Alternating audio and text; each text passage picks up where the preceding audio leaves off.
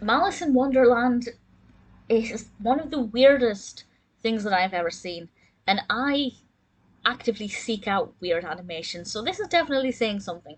This is a 4-minute short released in 1982, directed by Vince Collins, and it's, shall we say, loosely based on Alice in Wonderland. There are a lot of Alice in Wonderland motifs throughout it. Let's say, the White Rabbit, for example, is in this, although the design of the White Rabbit is quite amusing. And it basically starts out with this rabbit, and then we have this woman who goes inside her own vagina and then turns into this kind of weird creature who then goes inside itself. And then we have this woman drinking something, and in her mouth is the woman from the first scene, or the first frame. And by the end of it, I've no idea who is inside whom. It's absolutely insane. But it's mind boggling. The animation style is quite creepy, in a pleasing way, creepy in a fun way. And it is very sexualized, so it's definitely not for children.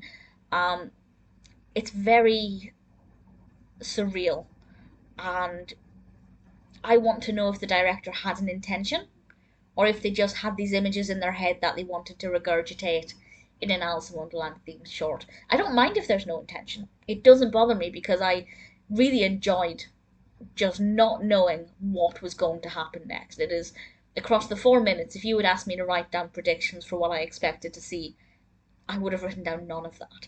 Because it's very creative and inventive, and definitely comes from a very personal place, I feel, from the director. But I'd be very interested to know if they were trying to suggest something or represent something, or if it was just a case of they had a fancy of doing something like this. That happens. I'm sure you'll know if you're an artist, a writer, um, of any kind. Sometimes you just want to play with certain imagery and create certain feelings or vibes. You don't necessarily have a point or a story to tell. I'd be interested to know which way this one is. But I enjoyed it. I enjoyed it for what I hope are the right reasons. But certainly it's twisted and disturbing, and creepy, and I really thoroughly enjoyed it.